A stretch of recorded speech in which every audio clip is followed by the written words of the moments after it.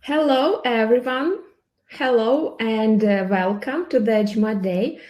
We are very excited to have you here today, and thanks for joining this session where you'll get a chance to hear more about how to prep for your GMAT. A big thank you to our speaker, Piyush from GMAT Wiz, Thank for you. being here today. He's going to tell us about how to improve the GMAT score by 100 points. On the right side, you can find polls, chat, and Q&A chat. So please feel free to answer the question and ask your question as well. Yep, so let's start. Piyush. Yep.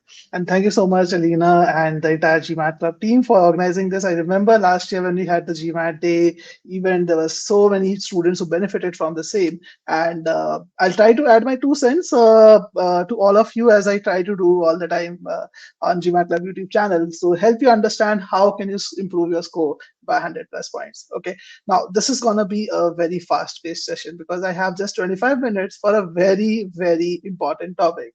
Improving GMAT score is a tough task by 100 points, especially because when it comes to improving GMAT score, we are talking about retakers, people who have already done some prep. Like I already see Ram, like Nagesh, and a lot of you are talking about how can I increase my GMAT score. Aryan telling how can I increase my score from 82 to 85. So I know you will have a lot of these questions in mind. It's a very intense topic, but I'll try my best to cover as much as possible in this 25 minutes. But yeah, it will be a little fast paced. That will be the cost of it. So today's session is going to be a lot different from the usual sessions. I'm not just going to tell you guys about what are the best strategies. I'm going to help you understand those strategies with case studies. You see all these people on the screen with their amazing scores of 700 plus, 695, 685, like almost all of them are like 98, 99 percentiles on the screen with amazing score improvements like 200 points, 100 points in 15 days, 660 points, 70 points improvement in 12 days. Now, all these people were unique. All these people were different. Everyone had their own strengths. Everyone had their own weaknesses. Over here, Urvi is asking, how can I improve my time management for DI? I see Aryan asking for verbal improvement, where Ram needs to improve on all three areas, most likely. So again, every one of you is different. So when it comes to score improvement strategy, there can't be just one standardized approach that you can take. That's the most important thing that you guys need to understand. It has to be very, very personalized. Hyper personalized is the right word for that. You need to understand what your strengths are, you need to understand what your weaknesses are, and that's what will help you eventually get to the score. So obviously I can't cover all those things in a very short session with all of you. Definitely feel free to reach out to us on support@gmatwiz.com, and I'll just send a link to schedule a call in my calendar if you would like to understand how GMATWiz can help you with your score improvement, like some of these people. But I will try to share some of the key guidelines that you need to keep in mind when it comes to score improvement. How do you need to think? What do you need to plan for? How do you need to plan for?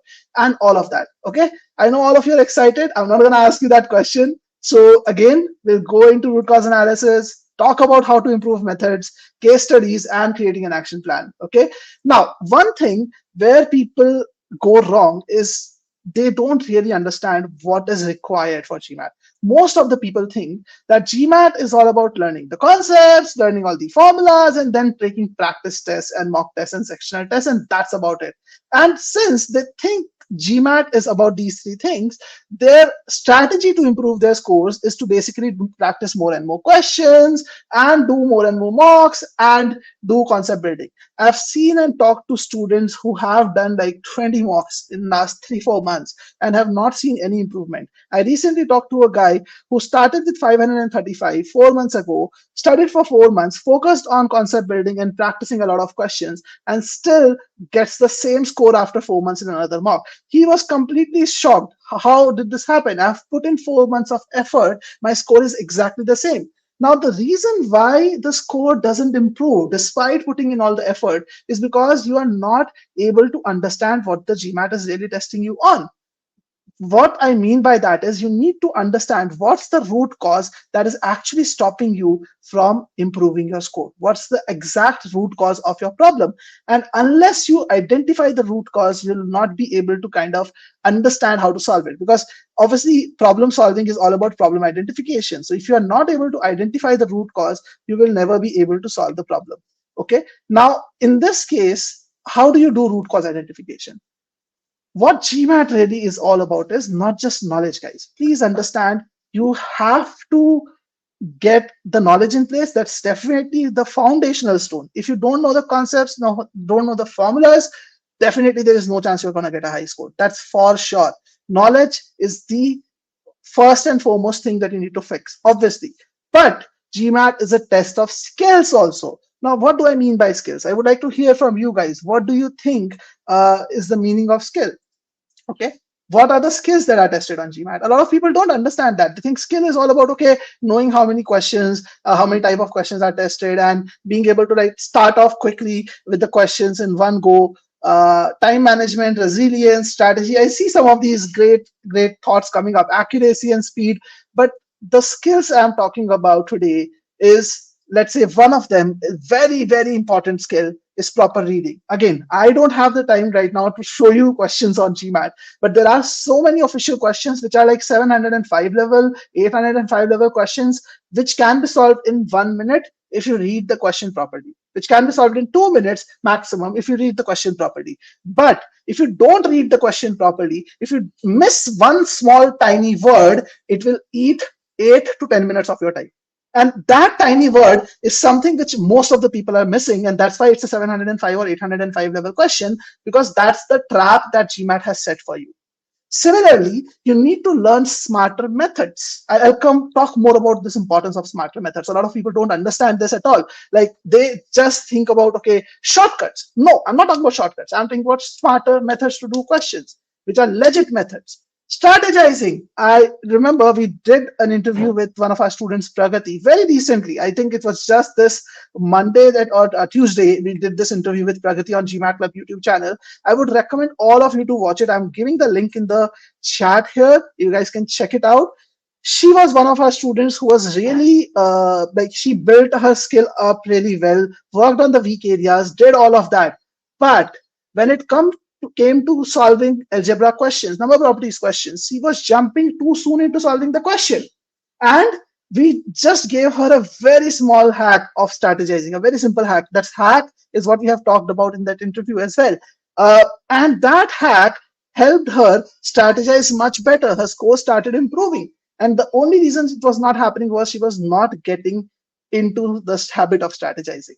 Visualization. Can you visualize the question? Are you able to understand the question? The concepts are so clear that you're able to visualize it in your head related to real life. That's what it really means.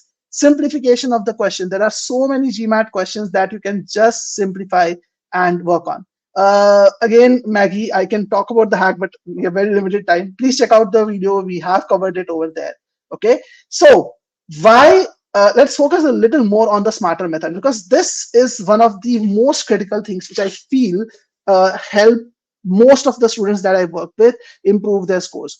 Now, what do I mean by smarter methods? I'm coming to that, but first let's understand the importance of it. So this is a scorecard of a student who has scored a Quant 87. Quant 87 is an amazing score, very close to around 93 or 94 percentile, just 3 shy of the perfect score. And you can see only one mistake was made by the student. And if you notice, this student, who is a very highly capable student, if you notice, he is spending 7.7 minutes on one question.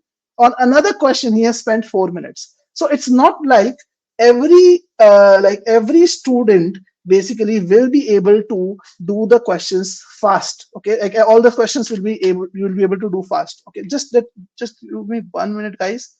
A lot of you are asking for the link. Lena, is there a way possibly you can send the link to guys? Sorry guys, it's a slightly new platform. I have sent it in the chat. I'll send it in the chat once again. You guys might have to click on the link. It's against my name speaker. Yeah, firstly, thank you so much for that. So the link is there in the chat, guys. Okay. Okay, coming back to this. So what I was saying was, this student is a highly capable student. But if you really notice carefully, even this person had to spend 7.7 minutes on a question and 4.5 minutes on a question, and even 3 minutes on another question. Okay, but why was he able to still get a quant 87 is not because of just these questions, but also because of these questions, which he was able to do in almost 1 minute. And you see, there are good 7 questions over there, which he was able to solve in 1 minute. And it's not just about quant, DI. This score is a 98 percentile score in DI, by the way, guys. It's a very, very good score in DI. You notice again the score of the student. He has spent 4 minutes. This is my student Ria's a scorecard. She spent 4 minutes on first 3 questions, 4 minutes each on first 3 questions, and then 5.5 minutes on the 5th question. But he was still able to score a DI 85 because of, again, these questions that you see. Okay, she was able to get some of these questions really quickly. So what I'm trying to say is that if you really want to do well on GMAT, you can't reduce your time spent on every question, right? Please understand, there would be some curveballs. No matter how much practice you do, you will get some curveballs that you have to tackle on the day of the test. And for those curveballs, you would need to have more time. And you can only handle those curveballs if you're able to do some of the questions really quickly. So you need to use better methods to do questions. Now, again, I wanted to do a question. I have very less time for it, so I'll not possibly go too deep into it, but I'll still give you guys 1 minute to solve it. And a disclaimer, the method that I'm going to cover, this is not a subject matter session, so I'll have to cover it very quickly because we have very less time with us today. If you don't understand some part of it, I can totally relate to you, but I'm trying my best to explain this. So this is a data sufficiency question. I want you guys to try your hands at it. I'll give you 1.5 minutes maybe, and then I'm going to solve this for you guys. Okay, it's going to be really quick. So all the best, guys. 1.5 minutes starts now. I'll keep the timer.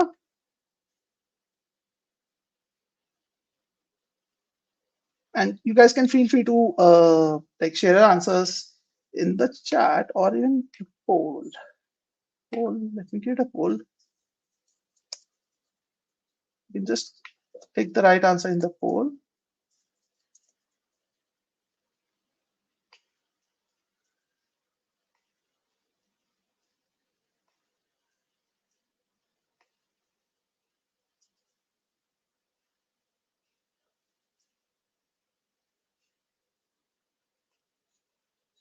Okay, I've created a poll called right answer. You can just pick your answer in the poll as well. I'm just starting the poll here. Okay, I hope you can see it. 1 minute has already passed. We have just 30 more seconds, guys. Okay. Now, again, I know you think it's a strategy session, but yeah, this is a part of strategy.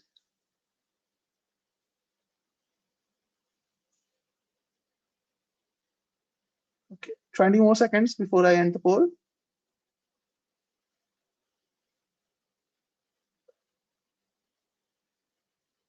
I have 101 responses. 103, great.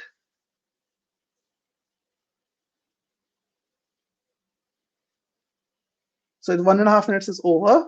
Alina, I'm not able to stop the poll. If you can stop the poll, that will be great. I'm not sure if it can be stopped either. But in any way, we'll move forward. So again, a very complex looking question, if you notice carefully, right? There's so much information here, so many exponents, so many things. Thank you, Alina, for stopping the poll. There's so much information, and obviously this seems like a question which will take a lot longer to solve. I just gave you 1.5 minutes. Now, obviously, I can't go too deep into the concept, but this question, if you notice carefully, is talking about whether this expression is even or odd. And everything is about even odd here. I don't see anything else over here. Though some of the rules that even odd properties, some of the properties that you can apply here, any even number raised to any integer, positive integer, basically will give you an even outcome. An odd number raised to any positive integer will give you an odd outcome. So since y and x are greater than 2, I can ignore the power because exponent, because these are positive integers, they don't matter anymore. And I can write x plus 2 as x plus 0. I can replace all even numbers with 0, and all odd numbers with 1, basically. So this translates to x into x plus xy is x plus xy even. That's what this question translates to. The simple reason over here is that the nature of x plus 2 is going to be same as the nature of x when it comes to the even odd nature. Now, obviously, they will have two different values. I'm not saying the value of x plus 2 is same as the value of x, but the nature, if x plus 2 is odd, x has to be odd, x plus 0 basically, which is x. If x plus 2 is even, x has to be even. Same thing with x plus 7. If x plus 7 is odd, x plus 1 is also odd. If x plus 7 is even, x plus 1 is also even, because 7 and 1 are both odd numbers. So if we are worried only about the even odd nature of numbers, it really doesn't matter which odd number am I picking if I can just replace every odd number with a 1 and every even number with a 0. So you can easily simplify this expression to this, and then I can write x into 1 plus y even. So the question is asking me, is x into 1 plus y even, which means if x is even, that is even, or even if 1 plus y is even, the entire expression is even. Okay, now if you notice carefully, 5x I can write as 1x because I can replace 5 with 1, an odd number. X square is same as x. 8x I can replace as 0 into x. Any even number can be replaced with any a 0. So 12x I can replace as 0x, because if 12x is even, 0x is also even, right? And 9 I can replace as 1. So what the question ends up telling me, statement 1 ends up telling me is x plus 1 is odd. So basically x is even. If x is even, the statement is sufficient, because the initial question asks, is x into 1 plus y even? And the answer to that is yes. So see how easy that expression has become. It was looking such a nasty expression, but if you just use the basic understanding this concept well, you can actually simplify the question so much. Now, if you try your hands at this, okay, 3y will become y because I can replace 3 with 1. 11 plus y will become 1 plus y, because again, I'm only worried about the even odd nature. I'm not worried about the value of this, right? So 11 plus y will become 1 plus y. And similarly, if you see 35 will become 1, 3y will become again y, and 2 will become 0, right? I can replace all the even numbers with 0, all the odd numbers with 1. So eventually what I get is 3y plus 1 is even. And again, I can replace 3y with y plus 1 is even. If y plus 1 is even, the product is again even. So this is also sufficient. So D is the correct answer. Okay, so you guys, 18% of you got the right answer. But again, if you notice, I have simplified, in a nutshell, I have simplified this entire expression to x plus 1, this entire expression to y plus 1, and this entire expression to x into y, sorry, my bad, x into y plus 1. Okay, so you can simplify the expression so easily, right? Now, this is just one of the smarter methods of solving the question. There is a regular method. You can assume x to be even, y to be even, then do all the entire math, spend 5 minutes on this question and get it right. But on the GMAT, you don't have 5 minutes. If you use this method, you can possibly do this question in a minute or less than that as well. So totally depends on how like perfect you get at this method. So again, these are some of the methods that you need to learn. Now understand, there's a difference between shortcut and a method. I'm not asking you to learn a shortcut. This is a legit method. This works because there's a logic behind it. Every even number works the same way. If it is even odd nature eventually. So there's a logical sense behind why I'm using this method, and can be used across all question types. So if you learn these better methods, there are so many better methods that we teach our students at GMAT with for, like, I'm just taking some examples: compound interest, divisibility, PNC and probability, overlapping sets, inequalities, percentages, so many of them. In fact, if you want to learn shorter methods, it's important that you do that for a word problem topic, because word problem nowadays is a very, very significant topic in quant, basically. So there is a lot of these methods that you can learn, and that's what these people did. So one of the students I worked with, he was my private tutoring student. I mentored him directly, and in 1 month's time, he was able to push his score from early 600, that is 605 or 615 to 685 in just 30 days. And he hardly had 20 hours to study every week because he was working in investment banking in New York.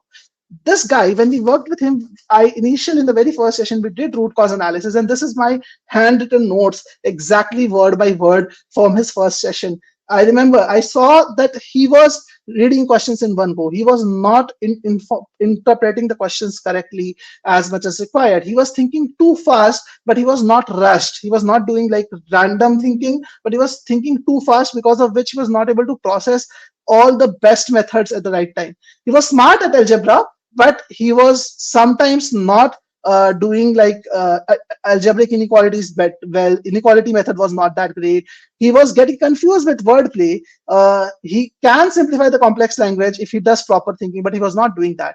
Some things like this we identified. Now, that is where I saw his potential, and I realized that his quant score was low. He was at a quant 80 at that point of time, but he had some of the skills which were inherent in him, which were like intellectually, he was sound. Some of the skills were inherent, some of the skills had to be built. So, what we discussed was that how should we decide our target scores, because if you want to get to a target score on the GMAT, let's say you want to achieve a high score like a 705, which is a 99 percentile score nowadays, so you can reach there in multiple ways, because now GMAT has 3 sections: quant, verbal, and DI. So we discussed with him, and we realized that for him this score distribution made the most sense. Basically, for someone else, like he was very good at quant, definitely this made more sense for him, Asif. For Ria, on the other hand, she achieved this result because, again, she was very good at quant, but even she was good at verbal at that point of time. She was almost balanced in all 3 areas. For some people who are native speakers or who are very good in verbal, possibly the score in between would make more sense. Now, why is it important to have these targets in place? Because if you do not have these targets in place, basically, and you do not really understand what kind of target you need to have, you will not be able to focus on those areas. You will be possibly putting your effort on other areas where the result or return on investment is going to be less. So you have to look at what are your strengths, maximize your strengths. But yes, there are different cases. In some cases, we also see that even if it's area is your weaker area, there's a lot of scope for improvement. And to get to a score, you definitely need to make that improvement. So for each of the students, this is something which is very critical for you to do. So please ensure that you identify and set the right target scores at the right point of time. So what we did with Asif was he was able to improve his score from 80 to 88 and 79 to 83 in DI. We worked on improving his methods for solving word problem questions. Now, why word problems? Because as I said, word problems right now accounts for about 15 around 14 to 15 questions in the entire quant section, directly and indirectly as well. Some algebra questions are also worded as word problems nowadays. Out of 21 questions, that's a very, very big number. So if you improve your methods on solving word problems, you have a significant edge over other students. And that's one of the reasons why Asif was able to get to a 88 that quick. And we focused on weak areas in quant and DI. Obviously, he was like having a short time with him, so obviously we can't do everything. We focused on weak areas, and we applied the methods on GMAT questions to ensure that it becomes second nature. Now I'm saying reapplied because, again, as I said, I wanted to do case studies for you to understand and apply these learnings on your case also. But again, everyone is unique. You can always reach out to us to discuss how we can help you and improve your score. But try to see if you are having similar problems, you can definitely do these things. And we also learned how to be more aware during the test. Okay, so let me move over to the next slide. So next thing which is important is also execution on the D-Day. One thing which is very critical apart from the skills. So again, I've touched upon the smarter methods part and a few other things, but it is also important for you to be able to execute on the actual day, right? So it's important to reach the potential. And there are some things which Ria did because of which she was able to get to a 715. And that was mainly because of changing some things about her execution. So we learned how to use numbers, when to use variables. So in a test day, if you want to execute well, it's possible that a question you can solve using variables, using numbers, but it makes sense to solve it using numbers in some cases. In some cases, it makes sense to solve it using variables. Okay, so you have to ensure that you understand which question to solve which way, and do that on the day, decide that on the day. Only if you are able to understand earlier how to do that, that's important. Okay, the second thing, standardizing the method of solving questions in verbal helped her improve her execution, because earlier she was using different methods for different questions. Now she started using a consistent method, which really helped her in improving the score. and increase self-belief. When we did a mock test together, I saw that she was spending considerable amount of time, around 20 minutes of time, on rechecking her answers. Not 20 minutes, my bad, sorry, 20 minutes in the entire mock. For the quant section alone, she spent about 8-9 minutes on rechecking the answers, right? So I told her that if you stop rechecking, you'll have 8-9 minutes extra, and that will help you improve your execution better. So it also improved her self-belief. And we recommended meditation for 15 days and taking pressure off the test day. Eventually, that score happened. Okay, guys. So that's how execution matters. So important to focus on all these things. Again, I wanted to cover a few more things. But yes, some of the methods that you need to learn are on your screen, the right methods to solve. But yes, I think we are on time. We had 25 minutes with us, and that's all that I could cover today. But feel free to reach out to us on support@gmatwiz.com. And if you want to directly connect with me and help understand how we can help you improve your like GMAT score, feel free to reach out. I can share my calendar link. There are very few limited slots on this. I'll open a few more slots if I can have some time on my calendar. But feel free to reach out if you would like to take our help to kind of improve your GMAT score.